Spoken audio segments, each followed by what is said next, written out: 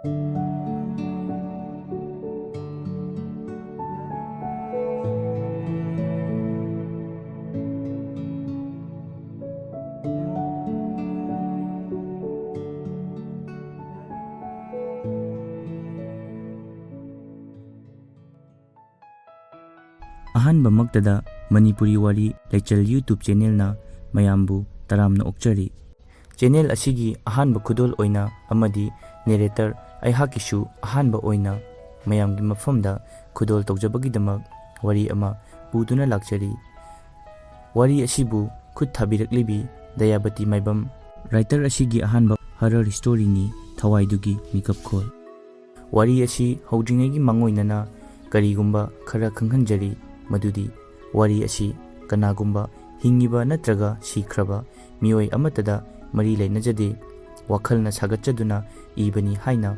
ꯔꯥꯏꯇꯔꯒꯤ ꯃꯥꯏꯀꯩꯗꯒꯤ ꯐꯣꯡꯗꯣꯛꯄꯤꯔꯛꯏ꯫ ꯋꯥꯔꯤ ꯑꯁꯤꯕꯨ ꯑꯩꯍꯥꯛꯅ ꯄꯥꯊꯣꯛꯆꯕ ꯃꯇꯝꯗ ꯑꯁꯣꯏ ꯑꯔꯥꯟ ꯌꯥꯎꯔꯕꯁꯨ ꯃꯌꯥꯝꯅ ꯉꯥꯛꯄꯤꯒꯅꯤ꯫ ꯍꯧꯖꯤꯛ ꯋꯥꯔꯤ ꯑꯁꯤ ꯃꯌꯥꯝꯒꯤ ꯃꯐꯝꯗ ꯈꯨꯗꯣꯜ ꯇꯧꯖꯔꯤ, ꯃꯌꯥꯝ ꯄꯨꯟꯅ ꯇꯥꯃꯤꯟꯅꯔꯁꯤ꯫ ꯃꯇꯝ ꯃꯥꯒꯤ ꯈꯣꯡꯆꯠꯅꯤ, ꯑꯔꯦꯞꯄ ꯂꯩꯇꯕ ꯄꯨꯛꯅꯤꯡꯒꯤ ꯑꯄꯥꯝꯕꯅꯤ꯫ ꯃꯇꯝꯒꯤ ꯈꯣꯡꯂꯩꯅ ꯄꯨꯗꯨꯅ ꯆꯠꯂꯤ, ꯄꯨꯟꯁꯤꯒꯤ ꯈꯣꯡꯆꯠ ꯆꯠꯈꯤꯒꯅꯤ ꯂꯦꯞꯄ ꯂꯩꯇ ꯆꯣꯛꯊꯕ ꯅꯥꯏꯗ ꯃꯇꯝ ꯃꯥꯅ ꯄꯨꯔꯤꯕ ꯄꯨꯟꯁꯤ ꯈꯣꯡꯆꯠꯁꯤꯗ꯫ ꯆꯤꯡꯌꯥꯒꯤ ꯐꯖꯕ ꯀꯌꯥꯅ ꯏꯪꯍꯜꯂꯤ ꯊꯃꯣꯏꯒꯤ ꯃꯩꯆꯥꯛꯁꯨ, ꯊꯃꯣꯏꯁꯤꯕꯨ ꯁꯨꯝꯍꯠꯂꯤꯕ ꯄꯨꯛꯅꯤꯡ ꯍꯨꯅ ꯅꯤꯡꯊꯤꯖꯩ꯫ ꯌꯦꯡꯂꯤꯕ ꯃꯈꯩ ꯄꯦꯟꯕ ꯅꯥꯏꯗꯕ, ꯃꯤꯠꯐꯝ ꯍꯣꯡꯅꯤꯡꯗꯕ ꯂꯝꯗꯝꯅꯤ꯫ ꯑꯄꯤꯛꯄ ꯈꯨꯡꯒꯪ ꯑꯃ ꯁꯍꯔꯗꯒꯤ ꯇꯥꯝꯅ ꯂꯩꯔꯤꯕ ꯈꯨꯜ ꯑꯗꯨ ꯏꯆꯤꯛ ꯆꯤꯛꯏ, ꯌꯨꯝꯁꯨ ꯂꯟꯅ ꯂꯟꯅ ꯇꯥꯟꯅꯔꯝꯃꯤ꯫ ꯅꯨꯄꯥ ꯑꯃ ꯈꯨꯜꯗꯨꯗ ꯂꯥꯛꯂꯝꯃꯤ, ꯃꯈꯨꯠꯇ ꯕꯦꯒ ꯑꯆꯧꯕ ꯑꯃꯁꯨ ꯌꯥꯜꯂꯤ꯫ ꯈꯨꯜꯗꯨ ꯂꯥꯟꯁꯤꯜꯂꯛꯄꯒ ꯆꯠꯂꯤꯕ ꯑꯗꯨ ꯆꯞ ꯂꯦꯞꯇꯨꯅ ꯃꯥꯏꯀꯩ ꯃꯔꯤ ꯑꯣꯟꯗꯨꯅ ꯌꯦꯡꯏ꯫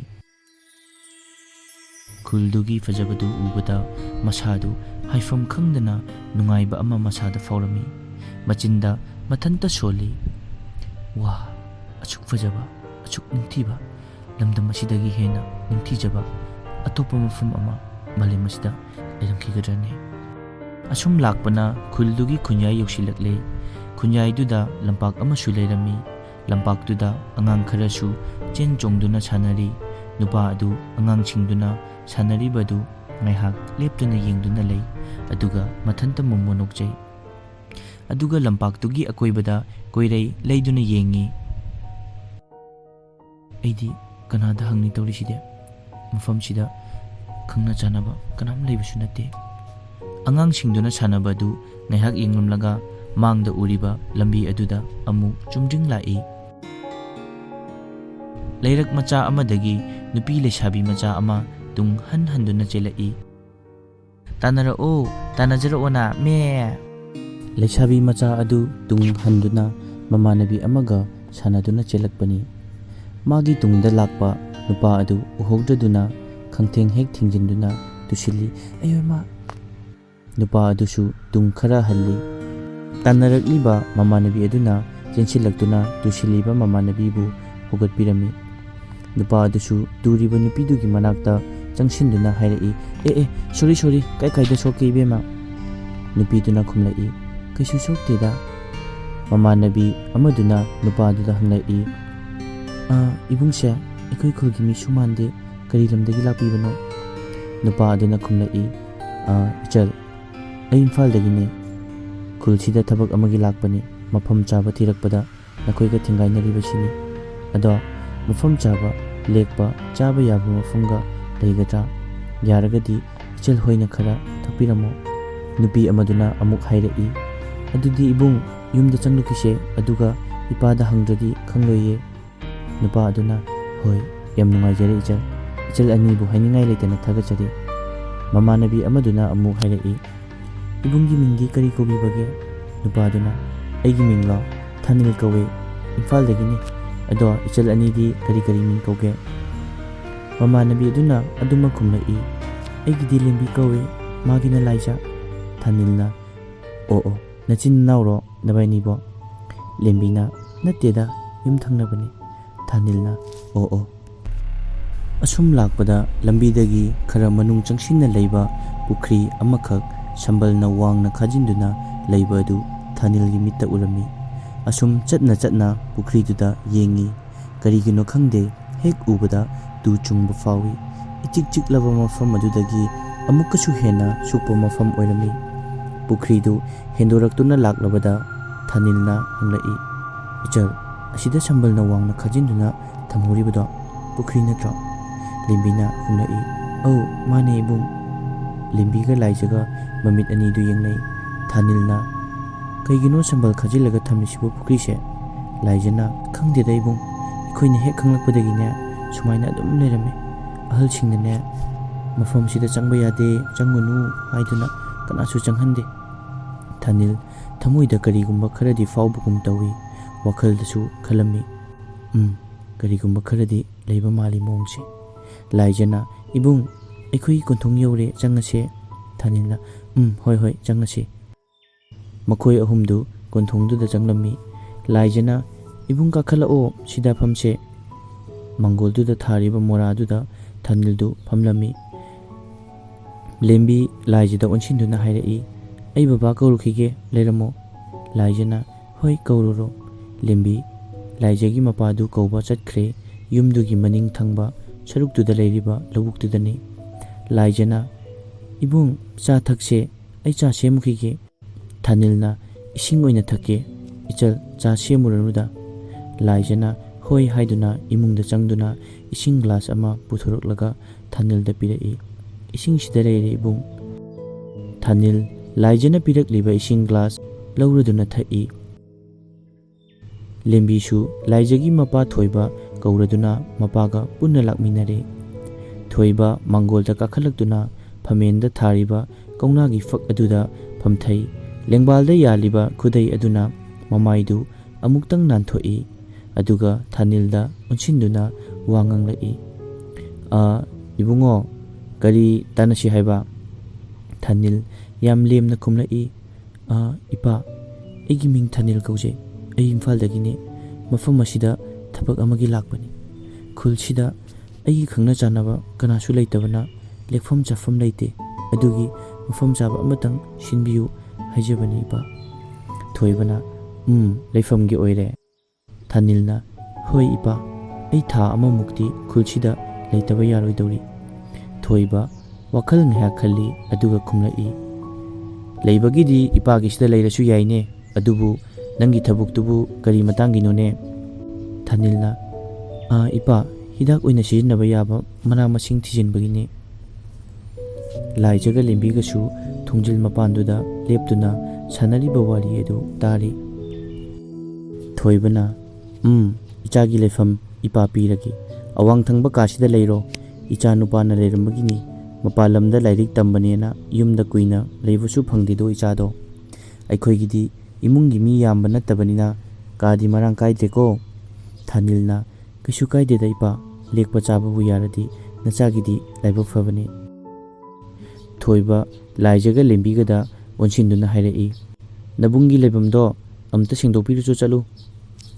Laijaga lembigasu hoi haiduna yumdugi awang thangbada leiriba kadu changkhirami. Asumna Thanil thoibagi yumduda leinaba haiduna sem sarami. Chak chabasu laija hoiga imungda punna chaminarami. Chak chaba toklaga mayumda mahak mafam chana leiri haiduna pau pirami. Mafamdu network su ifang phangde. Aduna waridu kuina sanakhidre.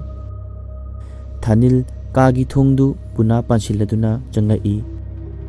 Kaduda thariba table ama leiriba thongnaudugi mapanda mi ama sammaga chatkibagum chamin ama fanglami. Karichu khandana famungduda kakhatli. Kangkhaldu thatharaga mompaktuda fajana yepsilli. Aduga tapna hiptharai. Mamit ani adu ushinduna tumba themi. Adubu Thanil tumthanaba haiduna fana kanna honabani. Mahak tumthabadi yaramde. Masadu humang kangbagum tawrai. Ahingdu asum thingjilakle. Fondu putoktuna pungdu amuk yengi. Pungdu baro makhai muktare. Ahingduda tin kangna khongbagi khonjel natana atopa khonjel karimata taramde. Adubu tuminna asum leiraga nupi amana tingthabagi khonjel ama taraklami. Thanil usilamba mamitu khangpang panglai. Mamitu maikai mari makta koirei leiduna yengi. tuminna asum leiraga taba henjelai tingthariba khonjeldu. Thanil masadu akibadi faude adubu masada karino haibagi khangningbadi faurami. Hogatuna mapan thoklaga yengnasira haiba fau khalaklami. Wakhal asum tauraga famungdudagi kumtharai aduga famung manaki tebeldugi mathak nakan oirapna leiriba thongnawdu hangdoi. Ihang hanglaba labuktuda amambagi amamba ngaktani uriba. Thanilna leiriba kadugi thongnawdudagi yengthorakpada ngasai lehuriba sambal khajinduna thamliba pukhridu khara lapna leirasu uba fangi. Adubu Thanilna yengliba mafamdu amamba ahingi matam oibana pukhridudi mayek sengna uba fangnamde. Asum yengsiluraga fingau setpi nupi ama famduna leibagi mawongda urakpagum tawi. Thanil nupidu ubada masadu khongdagi ton fauba tu chungkhiba khanghaude. Asum munna yenglaga mayek sengba helakpagum tawi nupidugi saktamdu. Masamana ifa faraduna famduna leiri sambalna wangna khajillaba pukhri manungi thongra aduda. Khuru tasinduna mamaidu khurududa nontharaduna chut kapli. Thanil thongnawda yenglambadu khanghaude kadudagi tholaktuna amamba lamhangduda chelai. Akifasu faude masadu karigino khangde mahakna nupiduna leiriba mafam aduda chatningliba. Nupiduna leiriba mafam adu asum nasilaklami. Adubu angakpani mikup khara aduda honglakliba sakfamdu. Ngasai mana thongnawdudagi yenglakpadadi nupi adu khuru tasinduna kappagi mawongdani ukibadu. Adubu hojikna fibam amani. Achikpa ahingduda sanari harauna pukri mapalduda nungsilaba khonjelna ithak ikom naina isai ngangduna pukridugi thongraduda famduna fingau setuna fanek fidon chingkhatlaga ningdu yeiriba samlang adu joijainana thadoktuna haina humna isingda makhongdu haiduna sanarami. Thanil masa adu karino haifam khangdana masadu pakhatpa faurai. Jangsinbasu ngamdre sambal khariba mafamdudi yaudri. Mahak amuk tung handuna chatke taubaga nupidu Thanilna leiriba maikai adomda mamaidu khanglei leithorai. Thanil nupidugi saktamdu ubada gyan mangduna leimaida wantharami. Nong nganphung torokpagi matamda Thanil wakhal taraktuna ifingna fuk hogatli. Leiramliba phibamdu mahak pungak ngaklami. Ihang hanglaba mafamduda tumduna leirambadu matau karam tauna leiramlibano haiba masa mathanta ningshingba thoktre. Mamaidu koirei leiduna yengi aduga amuk hogatuna lepi. Sambal khaduna leiriba pukhri adusu leiri mitmangduda. Changsillaga yengsira amuksu khali adubu mahak changsiludre nong ngalak tawre haiduna yumduda halakle. Adubu mahak amuksu pukhridugi matangda thoibada hange haina khalami. Ayuk yenda anganba korongna masek mangalga loinana nganthораklabada uchek wayana nungsina khongduna taramna okli yaifaraba numit oiminarasi haibagum. Asumna Thanildu thoiba hogalakpa ngaiduna yumgi hingkholdugi akoibada koichat chatuna leirami. Thoiba hogalaktuna masamu sengdoktuna famlare famen faktuda. Thanil thoiba hogalaktuna mangolda fambadu ubada thoiba manakta changlaklami. Thoibana Thanil ubada ichadi yahau ngalida fai yahau ngalibadu afaba laiwani.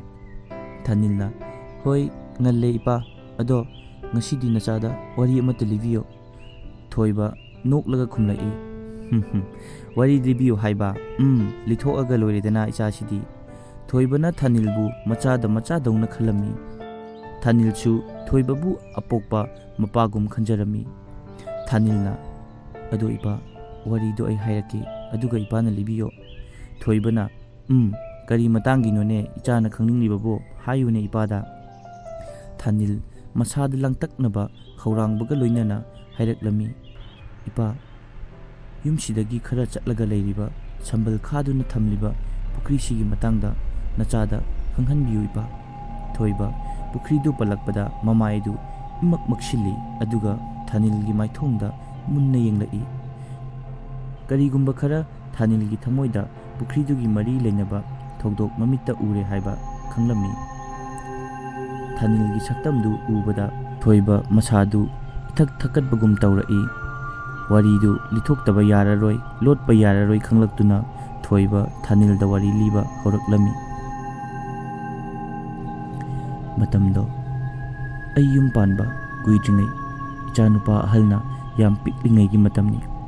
Khul asida yamna akan athau saba nupa ama leirami. Aduga leisabi masak matau yamna fajabi amasu leirami. Matam pumnamakta nupa adubu tathi tawoina tawbirami.